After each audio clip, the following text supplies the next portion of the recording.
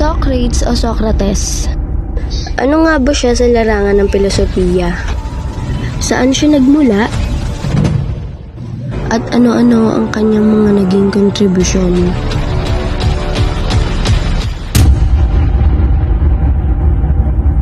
Si Socrates ay kilala bilang isang Gregorian pilosopo. Ipinanganak siya sa Alopeke, Athens. At ang kanyang mga magulang ay sina Sospronicus at Painarete.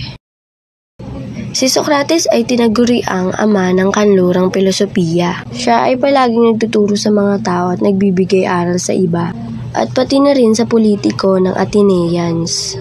Dahil sa kanyang karunungan, nakapagpagawa siya ng pamamaraan at ito ay ang Socratic Method. Ang Socratic Method o Elenchus ay isang anyo ng pamamaraan kung saan ang pagtatanong at talakayan sa pagitan ng mga individual.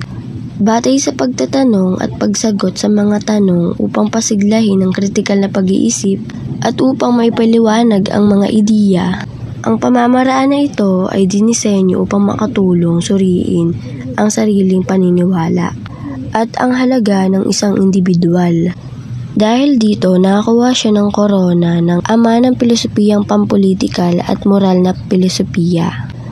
Lalong nakilala siya sa kanyang paniniwala sa ideal na buhay at immortalidad ng kaluluwa. Naging estudyante ni Socrates ang mga naging kilalang pilosopo, kagaya ni Plato at Xenophon. Dahil sa ginawa niya at paniniwala niya sa kanyang buhay at panahon, nabuo ang Socratic problem, o ang problema na may pangunahing katangian. At para kay Socrates, walang pagkakaiba sa pagitan ng mga bertud. Ang bawat isa sa kanila ay kinakailangan ipayuhatig ang pagkakaiba, ang mabuhay ng maayos, at mabuhay sa patuloy na pag-eehersisyo ng kabutihan.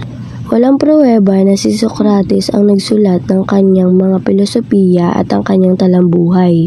Ngunit isa itong paraan ng pagpapanggap upang malaman mong wala kang alam sa mga paksa at talakayan.